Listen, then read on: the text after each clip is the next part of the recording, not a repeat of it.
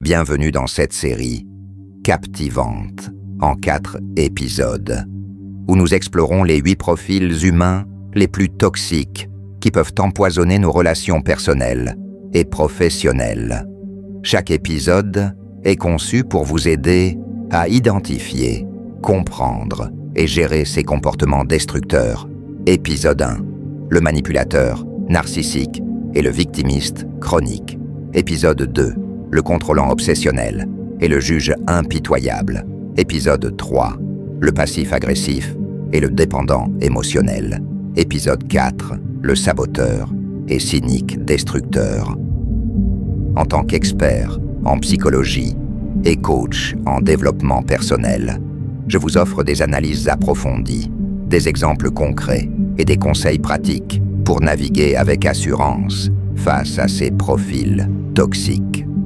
Préparez-vous à un voyage introspectif qui renforcera votre intelligence émotionnelle et votre résilience. Abonnez-vous et activez les notifications pour ne manquer aucun épisode de cette série essentielle. Le manipulateur narcissique est un profil toxique particulièrement insidieux, capable de tisser une toile d'influence et de domination psychologique autour de ses victimes.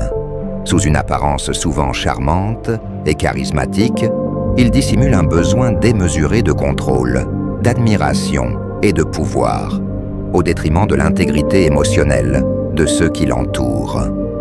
Comprendre le manipulateur narcissique.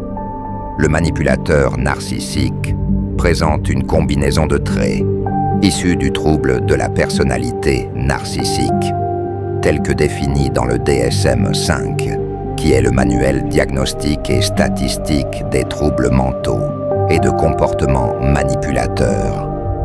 Il se caractérise par un sens grandiose de sa propre importance, s'attendant à être reconnu comme supérieur sans accomplissement correspondant, une obsession pour les fantasmes de succès illimité, de pouvoir, de beauté ou d'amour idéal, une croyance en sa singularité, pensant ne pouvoir être compris que par des personnes spéciales, un besoin excessif d'admiration, un sentiment de droit, s'attendant à des traitements de faveur, une exploitation interpersonnelle, utilisant autrui pour atteindre ses propres objectifs, un manque d'empathie, incapable de reconnaître ou de partager les sentiments des autres, une envie des autres ou la croyance que les autres l'envient, des comportements et attitudes arrogants.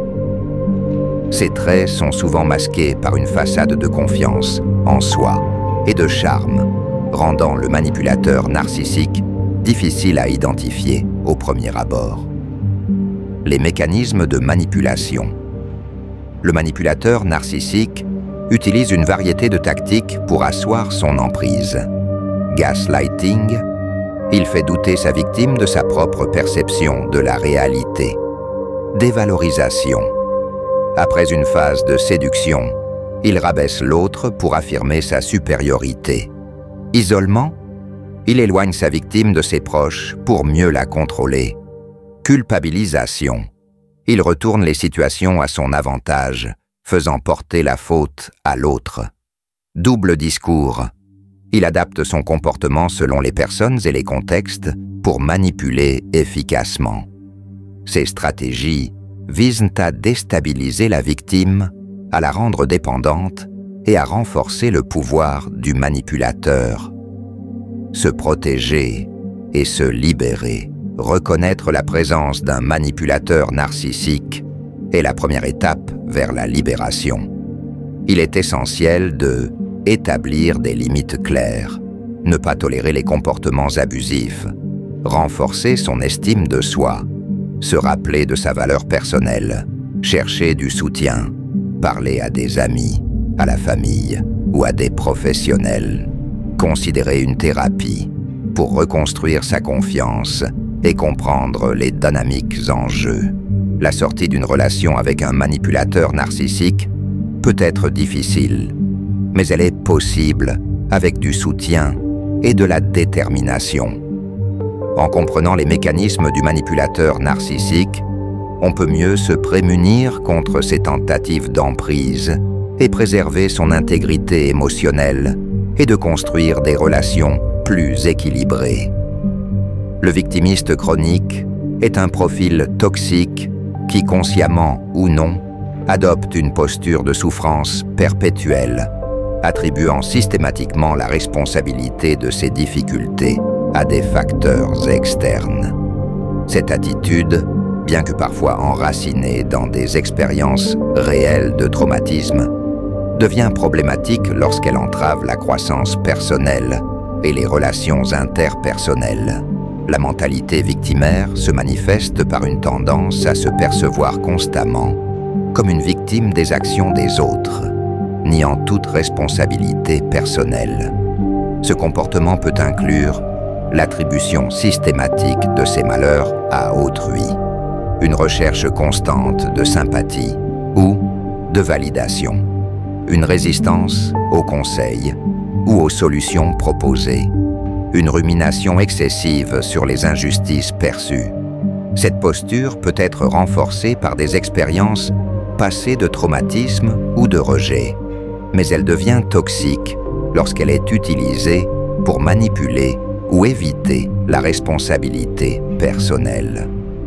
Origine psychologique.